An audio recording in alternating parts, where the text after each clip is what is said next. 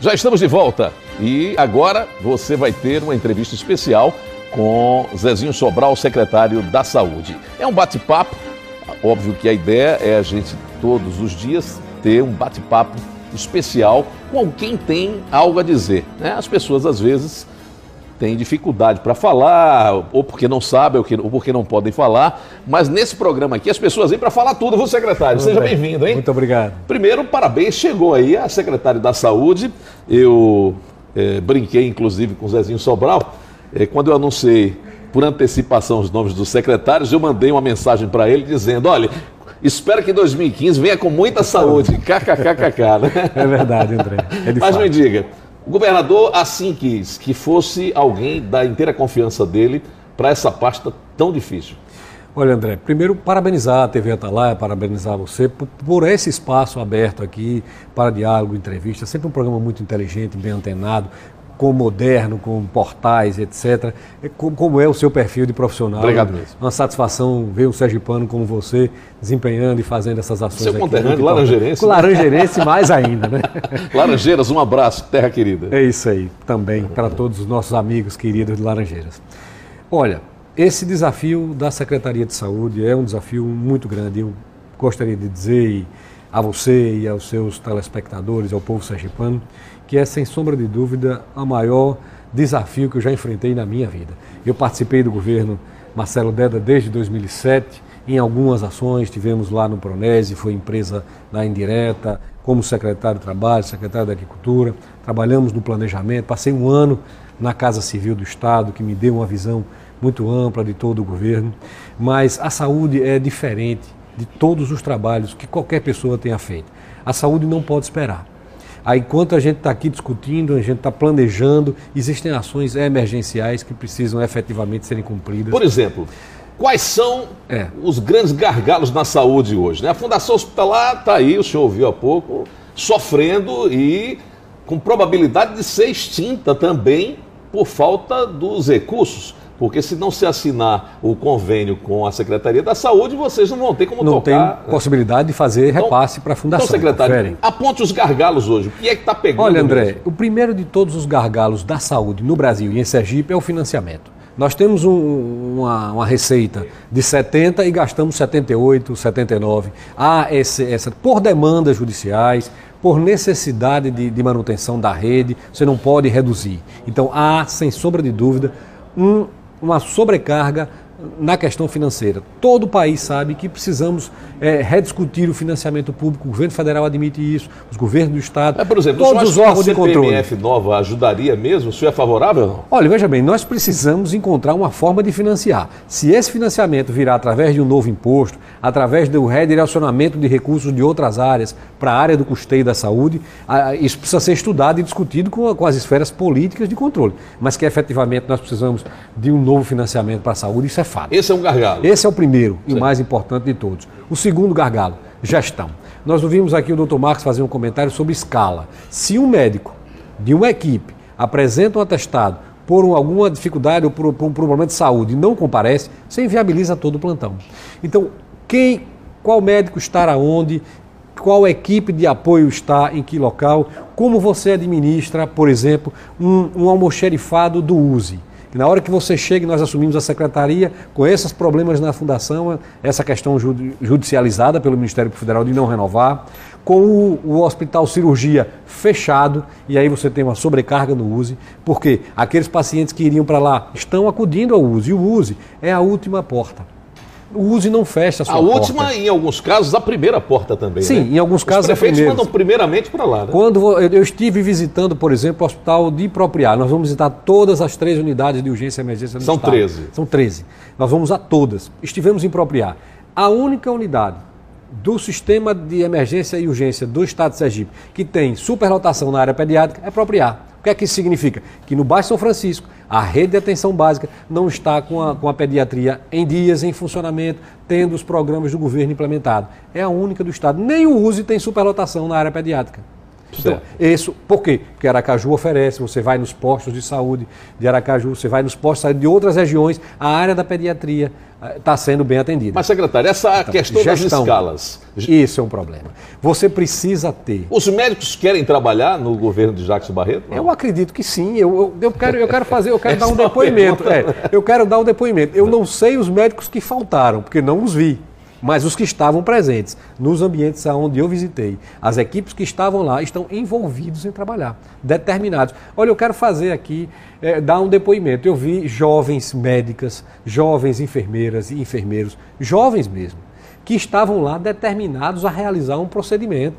Muitos daqueles controladores de almoxerifado já não estavam liberando o medicamento inteiro, faziam as doses de uso para poder economizar, para poder viabilizar. É lógico que se você não tem um sistema eficiente de gestão hospitalar, de escalas e de materiais, para você fazer, vamos dizer assim, a olhar e dizer, bom, eu despachei muito material para aqui, mas eu tive tantas cirurgias, tantos atendimentos, posso fazer um comparativo de custo médio de paciente. Se essa situação não está clara para o gestor, é difícil você fazer essa avaliação. Então, gestão é, sem sombra de dúvida, o segundo maior gargalo do estado de Sergipe. Bem, aí vem a questão da Fundação Hospitalar. Eu tive a informação que 5.500 servidores são concursados, seletistas concursados. Se não tiver a renovação do convênio, esses 5.500 servidores seletistas irão para a rua porque são seletistas. A fundação fecha e eles vão para a rua. São mais 2.000 contratados, 2.000 contratos precários, né? Aí teremos aí 7.500 pessoas. São essas pessoas que estão nos hospitais, nessas 13 unidades de saúde. Qual é a saída? O hospital USE ou qualquer outra unidade, com o fechamento da fundação nesse momento, secretário, vai ter gente para manter esse sistema em funcionamento? Pois é, André. Então, a posição do governo com relação à renovação dos contratos com a Fundação Hospitalar de Saúde do contrato é muito clara. Nós entendemos que devemos fazer essa renovação. Tanto é que o processo está em trâmite, está para avaliações e pareceres da Procuradoria, junta-se os documentos e faz-se imediatamente essa renovação do contrato. Esse é um ponto. Vocês precisam da renovação. Nós precisamos dessa renovação. Porque se não houver... Quais são os problemas? Primeiro, o mais grave de todos, desassistência. A população pode passar pela desassistência. E como eu disse, a USE e a maternidade Nossa Senhora de Lourdes nunca fecharam as suas portas. Nunca. E não vão fechar. Então, se você tiver a possibilidade de haver, vamos dizer assim, qualquer solução de continuidade nesses dois serviços, vai ser caótico, né? Então as consequências são gravíssimas. Por isso, nós entendemos que isso deve acontecer. O Ministério Público pediu isso liminarmente, que pode vir numa decisão liminar, imediata, ou pode vir numa sentença. Certo. Se houver uma sentença, e é uma questão judicial, eu não sou o juiz, não vou decidir. Nós vamos optar pela continuidade, porque esta é a política do Estado. Mas se houver uma sentença, ela não poderia vir nunca de forma imediata. Mas ela teria que ser ao longo de tantos tempos, tantos meses ou anos. Tempo até para recompor o quadro. Pois é. Até para reestruturar o modo, a forma de atendimento. Então, nós precisamos renovar isso. Certo. Então, veja bem, a necessidade da renovação está posto. Os servidores desses hospitais, dessas unidades, são pela fundação. Se fechar a fundação, adeus. O Estado não tem como manter esses hospitais e UPAs funcionando. Perfeito, isso. Perfeito. E aí eu lhe pergunto, teria que ser feito um grande concurso, quer dizer, em quanto tempo vocês teriam condição de fazer algo? É isso, André, veja bem. E quem teria confiança no Estado? Porque quem fez concurso para a fundação... Mas não é para o Estado. A fundação é uma fundação pública de direito privado. Ela é um órgão indireto, ela não é da administração direta. Certo. Isso é uma situação que precisa ser observada por aqueles que fazem, né? Você faz concurso para a EBSER. É uma empresa, um estilo fundação que é nacional, que é ligada ao MEC, que cuida dos hospitais universitários. Mas ela não é administração direta. Isso há um entendimento jurídico, vamos dizer assim, pacífico nessa questão. O que nós entendemos é que há um somatório de esforços. Os sindicatos, repito, todos, com exceção do Sindicato dos Médicos. O Sindmed é contra a renovação, deve-se acabar a fundação, deve-se acabar o contrato. Esse foi o que ele nos expressou na reunião que nós tivemos. Eles me disseram também numa entrevista.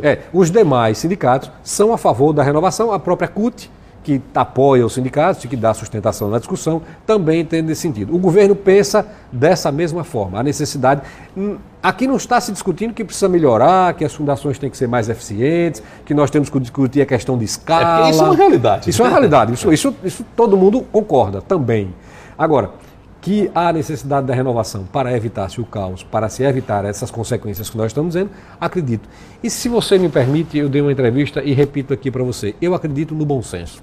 O direito, a justiça é, acima de tudo, bom senso. Então, nessas discussões, nesse processo, haverá o bom senso. Nós vamos discutir, o sindicato deve participar, compromissos devem ser assumidos pelo governo do Estado, pelos órgãos de fiscalização, que eles vão ter que acompanhar, e pelos interessados diretos, que são os sindicatos. Se os sindicatos não se compromissarem juntamente conosco na melhoria e na qualidade do serviço, não vai ter sucesso. Secretário, nós estamos com o nosso tempo praticamente esgotado. A pergunta que eu sei que todo sergipano que ouve falar de saúde pública o tempo todo gostaria, com certeza, de fazer ao governo e ao secretário da Saúde. Essa história de que andaram metendo a mão nos recursos da Fundação, que a Fundação deve mais de 200 milhões, onde é que começa a verdade, onde termina a verdade e começa a mentira disso tudo aí? Olha, André, é como eu disse, a saúde tem uma visão diferenciada. Algumas demandas na saúde são judiciais. Nós temos hoje 1, 2, 3 milhões que são determinações judiciais, você tem que cumprir. Não pode discutir se tem orçamento, não pode discutir se tem recurso, você simplesmente cumpre.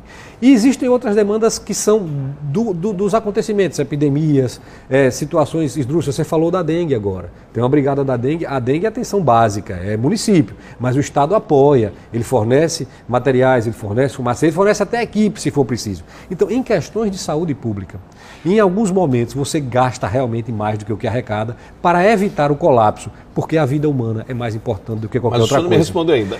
Há indícios de que alguém meteu a mão nos recursos da saúde? Eu não posso lhe fazer essa afirmação, seria leviano da minha parte. O que eu lhe digo é o seguinte, nós precisamos melhorar o sistema de controle e o sistema de gestão para poder dizer, houve abuso no cumprimento de uma determinação, houve abuso de tal ou qual ação que era necessária para a área da saúde, ou o gestor não foi negligente, ele cumpriu uma necessidade. Mas aqui para nós, quanto é que deve mesmo a Fundação? O senhor já conseguiu fazer essa conta? Olha, essa conta é uma conta difícil, hein? Veja bem, nós temos aqui restos a pagar da Secretaria, certo. Nós temos aqui repasses que a própria União não passou, você viu o noticiário, a União não passou todo o dinheiro do MAP do ano passado, deixando parte ainda para janeiro, está passando agora. Então a gente sabe que há aí um débito corrente que oscila entre 130 e 150 milhões, acompanhando Fundação e a própria SES por conta da ausência dos repasses em alguns meses. Entendemos que tudo isso precisa ser equilibrado. Vamos trabalhar, André. Como eu lhe disse, o maior desafio que eu já enfrentei e peço muita ajuda de todos. 200 milhões, secretário? Não chega a 200 milhões. Não chega. Pelo menos não tenho essa informação. Não deve ultrapassar os 150 a dívida geral. Tá certo. Secretário, obrigado por ter vindo. Nós vamos ver a enquete, que o assunto da enquete já está no ar aqui. Vamos à enquete. Vamos lá. Você com o aplicativo do A8, você faz, olha, a enquete aqui. Você acredita que esse ano o Sergipe pode ter melhorias no sistema de saúde? 82,61%, secretário, estão dizendo que não acreditam e 17,39% dizendo que acreditam. São internautas, telespectadores que já baixaram o aplicativo do Sistema Atalaia e que participam conosco aqui do programa. Quer dizer, pessoal, é natural que as pessoas estejam ainda meio que ressabiadas. Eu agradeço a todos os 17% que votaram pelo sim, pela confiança que dedicaram e quero conquistar a opinião dos 82%. Eu acredito que posso contribuir de alguma forma. Peço que todos nos ajudem. Não sou melhor do que ninguém, não sei mais do que ninguém, mas estou determinado, imbuído de realizar algo de bom. Se eu puder contribuir com aquilo que eu sei, com aquilo que eu aprendi, eu vou contribuir. Boa vontade e interesse é muito importante nesse trabalho. Com certeza. Boa sorte, conte conosco. Nós vamos estar aqui para noticiar, dar as informações, esclarecer a população. E vamos ficar de olho aí, Neópolis com caso de dengue hemorrágica, outros municípios. É dever de casa dos prefeitos, hein? Nós vamos acompanhar isso de perto. Esse programa tem um oferecimento da Construtora Cunha, de Net Serviços. Obrigado a vocês pela audiência e direção geral de jornalismo do competente, grande jornalista Marcos Cardoso. Um abraço para todos, até amanhã, se Deus quiser, no mesmo horário, às 12h45. Vá participando, vá mandando mensagem, 9879-1415 por WhatsApp, entre no nosso aplicativo e já mande mensagens por e-mail. Nós vamos fazer o programa de acordo com o pensamento dos nossos telespectadores. Até amanhã.